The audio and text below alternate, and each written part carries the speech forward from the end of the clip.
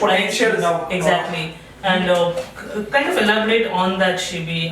My question to you was, what is this opportunity and how can companies, if they wanted to, how would they leverage to go ahead and solve these problems? Like Tajan did mention that post-sales service was one issue. What other issues do you think would be there? Maybe expand on post-service as well. Also go into other issues that that these Tier 2 and Tier 3 cities may be facing. Yeah, sure.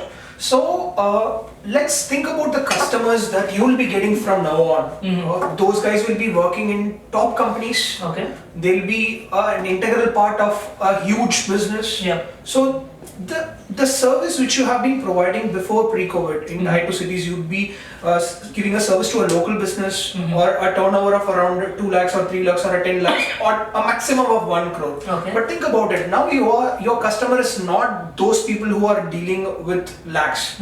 You are going to give service to a workforce who is building the nation and who has been working throughout the country, throughout the world, and they have been an integral part of $1 million or $1 billion business. So think about the point of view of that customer. So as a business owner, you have to understand your customer. So your customers now are not going to be this small business owners. You have to make your mind that you are going to give a service to an elite customer. Right. So when you are going to approach an elite customer, service is one aspect which you have to give 100%. Right. Because I have been calling around 50, 60 service providers, and what I could see is that their product is really good. The cost at which they are giving the product is also good, but when it comes to service, even their sales guy is hesitating to answer. Okay. So do you think there would be any financial implications for this? Would it be cost heavy on the service providers in these Tier 2, Tier 3 cities that we're talking about when regards to providing this service? Maybe Adil or Tajun, you guys can shine light on that. See, I don't think manpower would be a lot of issues. Okay. It's all about how you manage this manpower, Right. So you're not going to get. You're talking about 50 saving money with regards to manpower. Manpower. Like, what is it? Like increasing the size of your manpower while also managing it, or are you? See, I don't think you should see unless saying? and until you, let's say, you upscale by 200%. I don't think manpower. You don't need to focus more on that. It's more about how to control your own resources. Okay. You have a field agent, and let's say you're not going to create 100 tickets every day. It's going to be like 5-6 tickets every day. Okay. And if a field agent is not going to complete 3 tickets per day without any proper reason, then you need to look at yourself in the mirror and question how you run your business. Please go ahead. One thing that most customers would want is quick response. Acknowledgement. If not response, then at least acknowledgement. And then a quick response from the backend team. Right. So here, if you look at the process that you're following right now, let's assume that I am working at a Tier 2 or a Tier 3 city. Okay. I've taken a local ISP provider, a local ISP connection, and I'm facing a network issue. Right. Okay. And I have a very important meeting in 2 hours. Okay. I'm raising a ticket. I've mentioned that the priority is high. So usually what happens is they either give these customers a toll-free number or a generic email ID which they can use to raise tickets. Yeah. So they will go. So I'm going there. I'm raising a ticket. Okay. From there, what is happening? My manager or whoever is in the backend team, he is reviewing that ticket and he's assigning it to an agent. Right. Now that agent, he might be on the field. So the manager has no idea where the agent is right now. He has no idea about the workload that the agent might have. He has no idea about the kind of he has no idea whether the agent is closer to the location of the job. Okay. For example, So you're saying the agent might be very close to my location. The manager and the agent are completely isolated as well. They are completely isolated. Okay. So the manager has no idea. I mean, ISP technicians, they carry inventory with them. The managers have no idea of knowing what is their existing inventory.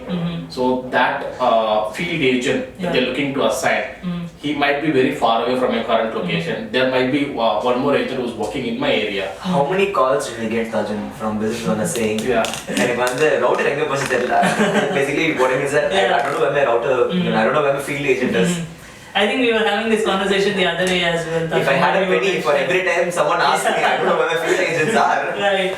I think I'd probably get another internet connection. Yeah. Tajun was actually mentioning that one of his friends was friends with another person who knew an ISP provider, an agent who just threw away their modems here and there just because it was like I could just request another one and they would give it to me. Exactly. There's no way they can know that happens. I'm throwing it away. That happens. Those kinds of things, right? Even if something gets damaged, there's no real track of how much inventory has been given to them and what is the status of those inventory. Yeah. And if a field agent has used any of those spare parts, for let's say resolving a ticket, then there is no clarity in the backend team. So that is something that that has to be addressed. For example, if all of those tier 2 cities, so let's assume that they're using a CRM for managing their customer accounts. Yeah.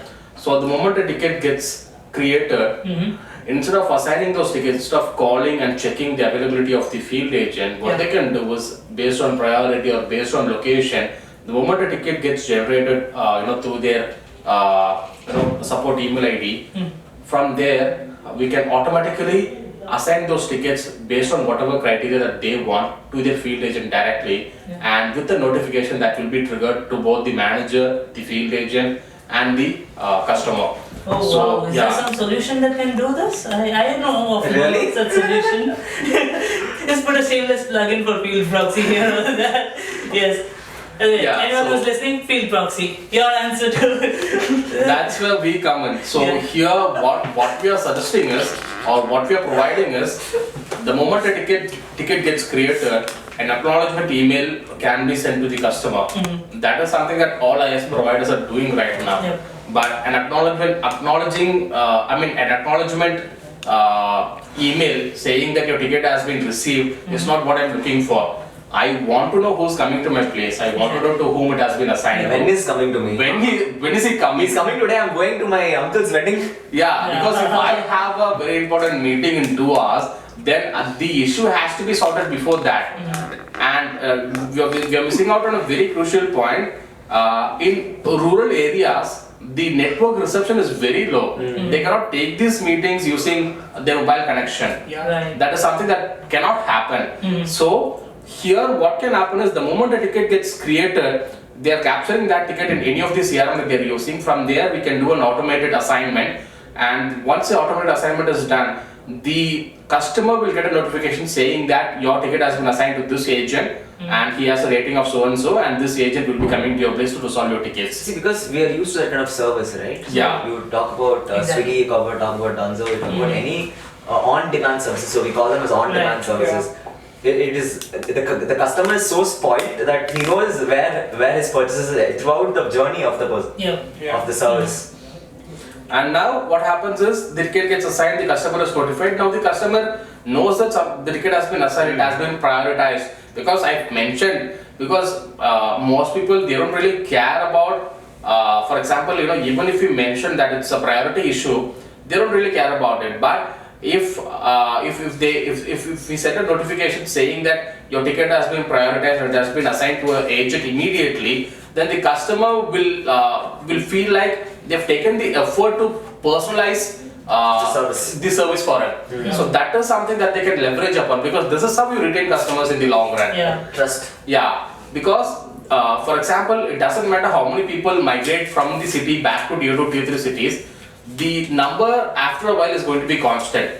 So after, let's say, 5 or 6 years, if you have like 10,000 or 15,000 customers in your portfolio, that customer is what, like retaining that customer is what's going to generate revenue for you in the longer run.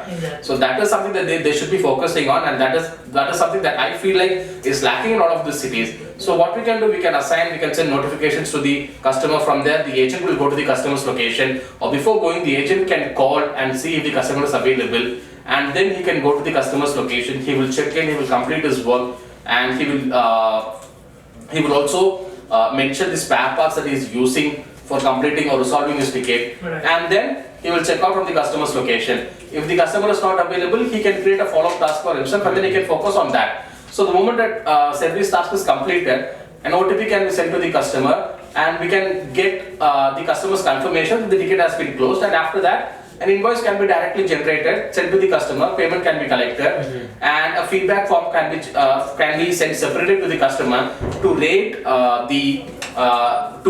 how well the service technician has performed his work. Now that's how you create that's how you create an engagement with your customer, and that's how you retain customers in the long run. Exactly. Well put, Tajan. I think Tajan has told the entire process of how an ISP business works. But I think that's very interesting, Tajan, because the one thing that keeps coming to my mind, this one word that keeps coming to my mind here when you explain this is transparency.